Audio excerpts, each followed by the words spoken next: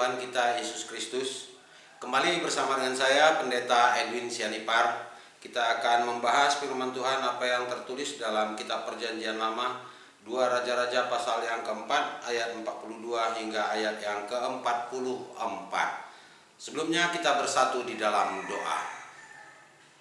Bapa di dalam surga, Bapa yang maha baik, saat yang indah ini kami akan mendengarkan bagian daripada firman-Mu, firman yang kami yakini berkuasa kiranya menguasai segenap kehidupan kami di dalam Kristus Yesus. Amin. 2 Raja-Raja pasal yang keempat ayat 42 hingga ayat yang ke-44, demikian firman Tuhan. Memberi makan 100 orang. Datanglah seorang dari Baal Salisa dengan membawa bagi abdi Allah roti hulu hasil, yaitu 20 roti jelai serta gandum baru dalam sebuah kantong. Lalu berkatalah Elisa, berilah itu kepada orang-orang ini supaya mereka makan. Tetapi pelayannya itu berkata, bagaimanakah aku dapat menghidangkan ini di depan 100 orang? Jawabnya, berikanlah kepada orang-orang itu supaya mereka makan, sebab beginilah firman Tuhan, orang akan makan bahkan akan ada sisanya, lalu dihidangkannya lah di depan mereka, maka makanlah mereka dan ada sisanya sesuai dengan firman Tuhan. Shalom untuk kita semua. Yang menjadi tema khotbah kita pada minggu ini, tepatnya 25 Juli 2021, Allah memelihara umatnya. Bapak, Ibu, dan saudara-saudara yang dikasihi oleh Tuhan kita Yesus Kristus.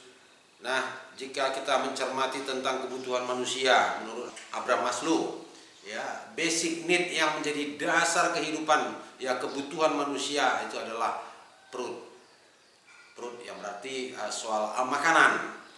Nah, kalau kita kaji apa yang menjadi kebutuhan mendasar bagi rakyat kita, rakyat Indonesia, saya kira ya ada banyak yang menjadi basic need-nya, kebutuhan mendasar mereka, termasuk makanan. Ya, belum rasa hormat dan sebagainya. Ya, belum kenyamanan, keamanan, tapi masih sekitar perut, masih merupakan kebutuhan makanan. Dan inilah yang terjadi dalam situasi umat, boleh dikatakan di Israel Utara ketika itu. Apa yang terjadi pada saat itu? Bahwa musim kelaparan ia melanda negara itu, dan ketika itu yang bertindak sebagai nabi adalah Nabi Elia. Tapi kemudian Nabi Elia terangkat ke sorga, dan setelah Nabi Elia terangkat ke sorga, maka pekerjaan dan apa yang dia layani selama ini kemudian dilanjutkan oleh muridnya yang bernama Elisa. Nah, dalam pelayanan yang dilakukan oleh Elisa, di sana terjadi kelaparan.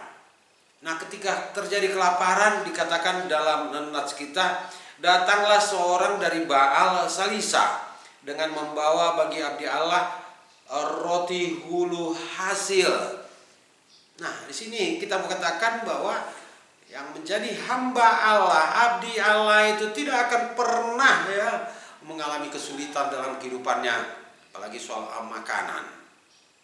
Bagi abdi Allah yang melakukan kegiatannya, pekerjaannya, pelayanannya dengan sungguh-sungguh, Allah jelas-jelas memperhatikan dan memelihara akan kehidupannya. Ya, seperti pengalaman Elisa. Dan situasi yang begitu sulit soal makanan, ya datanglah seorang dari Baal, dikatakan ya, Baal Salisa. Apa yang dia bawa? Yang dia bawa itu adalah roti hulu hasil. 20 roti jelai serta gandum baru. Gandum baru ini boleh dikatakan ya merupakan hasil pertama, hasil panen pertama. Ini dipersembahkan dengan maksud apa? Mungkin seseorang yang datang membawa makanan kepada abdi Allah ini, kepada Nabi Elisa ini, berpikiran bahwa makanan yang dia bawa ini akan dapat mengatasi persoalan kelaparan, persoalan perut. Mungkin dengan 20 roti jelai ini dapat bertahan untuk beberapa hari. Ditambah lagi dengan satu karung apa yang disebutkan dengan gandum tadi. Mungkin bayangannya seperti itu. Bapak Ibu dan saudara-saudara, tapi apa yang terjadi kemudian? Ya sangat mengejutkan bahwa ketika itu akan diserahkan kepada Nabi Elisa mengatakan, bagikan itu kepada orang-orang ini. Ya, jumlahnya ada sekitar 100 orang. Lalu yang diperintahkan oleh Nabi Elisa yang membawa makanan untuk kemudian dibagikan kepada orang-orang lain ini, ya pastilah merasa sedikit aneh, sedikit bingung. Aku membawa roti ini, aku membawa bekal makanan ini untuk kebutuhanmu. Tapi kenapa engkau mengatakan ini supaya aku bagikan kepada orang lain? Dan itu dikatakan terang-terangan oleh Nabi Elisa, berilah itu kepada orang-orang ini supaya mereka makan. Tetapi pelayannya itu berkata, bagaimanakah aku dapat menghidangkan ini di depan 100 orang? Ini sesuatu yang mustahil, ini sesuatu yang tidak mungkin. Yang aku bawa ini ya cukup untuk dirimu dan ini juga hanya bertahan untuk beberapa hari. Bagaimana ini dapat dibagikan untuk memenuhi kebutuhan lebih kurang 100 orang. Bapak, Ibu dan saudara-saudara yang dikasihi oleh Tuhan kita Yesus Kristus. Tapi apa kemudian yang dikatakan, yang dilakukan oleh orang yang membawa makanan itu? Dia tidak bisa menolak apa yang dianjurkan oleh abdi Allah, oleh Nabi Elisa, kemudian melakukan itu. Ayat yang ke-44 dalam bacaan kita dikatakan, lalu dihidangkannya lah di depan mereka, maka makanlah mereka, dan ada sisanya sesuai dengan firman Tuhan. Masih ada sisanya, dan mereka boleh dikatakan semuanya kenyang, mendapat bagian, dan bahkan ya masih ada lagi sisanya yang dapat digunakan kemudian. Bapak, Ibu dan saudara-saudara yang dikasihi oleh Tuhan kita Yesus Kristus. Nah, dari sini kita boleh melihat bahwa mujizat Tuhan itu nyata. Mujizat Tuhan itu nyata. Ya. Dan dalam mujizat ini kita boleh melihat Tuhan begitu memperhatikan abdinya, hambanya. Ya. Ketika abdi Tuhan mendapat berkat dari Tuhan, dia juga kemudian tidak menggunakan berkat itu hanya untuk kepentingan dirinya sendiri, tapi yang dia utamakan adalah orang-orang lain, orang-orang yang juga percaya kepada Tuhan, orang-orang yang boleh dikatakan sebagai pengikutnya, yang menjadi kelompok daripada persekutuannya. Ini kemudian diperhatikannya. Ini juga kemudian mendapat empati dari dirinya, mendapat simpati. Kemudian dia memerintahkan supaya makanan dan yang bekal yang dibawa kepadanya itu diutamakan kepada orang lain. Nah, di sini apa yang mau kita lihat? Ya, begitu luar biasa ya. Ketika kita memperhatikan kehidupan orang lain, memperhatikan apa yang menjadi kebutuhan orang lain, maka Allah juga akan memberikan apa yang menjadi kebutuhan kita.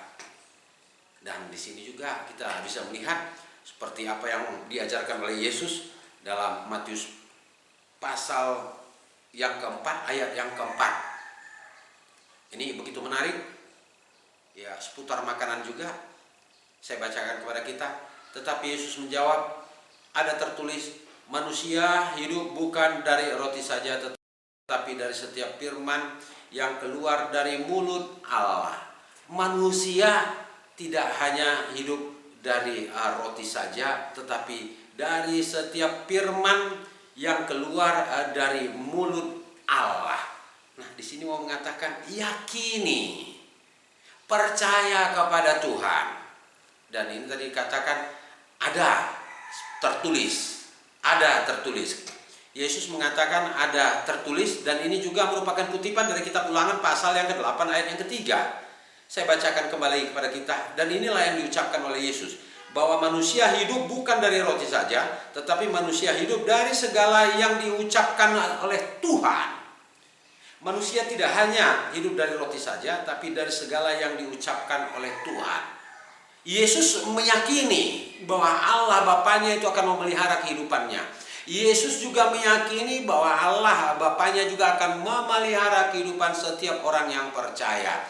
Sehingga dia juga mengajarkan, dan ajaran juga sampai kepada kita, sebagaimana yang telah diteladani oleh Elisa dengan memperhatikan kehidupan sesama, mengutamakan kehidupan sesama, maka Tuhan memperhatikan kehidupannya. Nah, Bapak, Ibu, dan saudara-saudara yang dikasihi oleh Tuhan kita Yesus Kristus, untuk ini saya teringat ucapan orang Batak yang mengatakan otik sipir nitondi, ya, sedikit itu berkat. Gudang si butong-butong, ya, banyak bisa kekenyangan. Dan ini juga yang diajarkan oleh Yesus ketika dia mengajarkan murid-muridnya berdoa, ya, berilah kami pada hari ini makanan kami yang secukupnya. Yang cukup itu seberapa? Ya, yang membuat seseorang kenyang, mungkin seperti itu. Nah, bagi orang yang datang membawa makanan untuk diserahkan kepada Elisa, ini ya 20 jelai roti itu tidak cukup, dan ditambah dengan 1 karung gandum untuk memenuhi kebutuhan 100 orang. Tetapi bagi Allah tidak ada yang mustahil, dan disinilah mujizat itu terjadi apabila kita meyakini dan melakukannya dalam kehidupan kita masing-masing. Nah, oleh sebab itu melalui firman ini yang menandaskan dengan tema kepada kita, Allah memelihara kehidupan umatnya dengan keyakinan Allah juga memelihara kehidupan kita. Ya, dengan keyakinan Allah juga memelihara kehidupan kita. Yang menjadi persoalan, bagaimana kita bisa menyerahkan segala persoalan, segala permasalahan kehidupan ini, baik juga menyangkut makanan, baik menyangkut pekerjaan, menyangkut kesehatan, dan banyak hal yang sedang kita alami saat-saat yang sulit sekarang ini. Kiranya Tuhan memberkati kita semua. Amin. Kita bersatu dalam doa. Terima kasih Tuhan untuk firman-Mu yang boleh mengingatkan kami bahwa Engkau memelihara akan kehidupan kami. Engkau tidak membiarkan abdi-Mu, hamba-Mu, nabi-Mu mengalami kelaparan. Engkau juga tidak membiarkan umat-Mu melalui empati, simpati dari Nabi Elisa lalu dapat merasakan makanan yang Tuhan berikan kepada mereka. Untuk itu Tuhan sadarkan kami bahwa di setiap kehidupan ini pergumulan, permasalahan banyak kami hadapi. Kami yakin agar Tuhan senantiasa yang memelihara kehidupan kami, bahwa di dalam kehidupan yang sulit ini kami yakini Engkau tidak akan pernah melepaskan kehidupan kami. Terima kasih Tuhan untuk penyertaan-Mu, pemeliharaan dalam kehidupan kami masing-masing. Dalam Kristus Yesus kami berdoa. Amin. Shalom untuk kita semua, dan terima kasih bagi yang telah like, subscribe, dan sampai berjumpa pada khotbah-khotbah berikutnya. Tuhan memberkati. Amin.